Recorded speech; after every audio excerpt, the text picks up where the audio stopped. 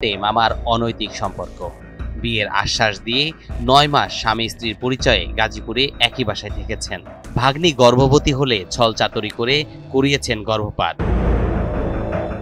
ওই মেয়ের সাথে হয়েছে এবার মোকাব্বিরের মামা ভাগ্নের সম্পর্ক। মামা ভাগ্নির সম্পর্ক এই মোকাব্বির ওই মেয়েটারে ৯ মাস আগে সে মেয়ে বলছে যে তাকে বিবাহ বন্ধনে আবদ্ধ করে। ৯ মাস আগে সে বিবাহ বন্ধনে আবদ্ধ করিয়া এই ৯ মাস সে ওই মেয়ের সাথে ঘর সংসার করছে। মুখাব্বির আর এই মেয়ে তারা মামু ভাগ্নি সম্পর্ক। মেয়েটা অনেক সুন্দরী।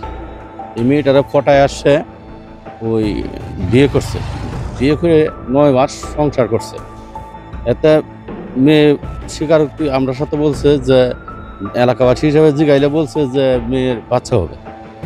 এখন এই মেয়ে থইয়া সে আরেক মেয়ে যা বিয়ে করছে। সম্পর্কে আসার পরে ও আমার বলছে যে আচ্ছা আপাতত আমরা বিয়ে করি, পরে ফ্যামিলিরে জানাই। পরে যখন ফ্যামিলিরে জানাইবো তখন ফ্যামিলি অবশ্যই মাইনে নিব।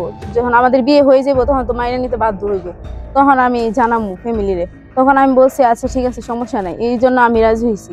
আমার বাচ্চা যখন পেটে আসলো তখন ও এই করে লেগেছিল, ওই বাচ্চা নষ্ট করে ফেলছে, ও ইচ্ছা করে।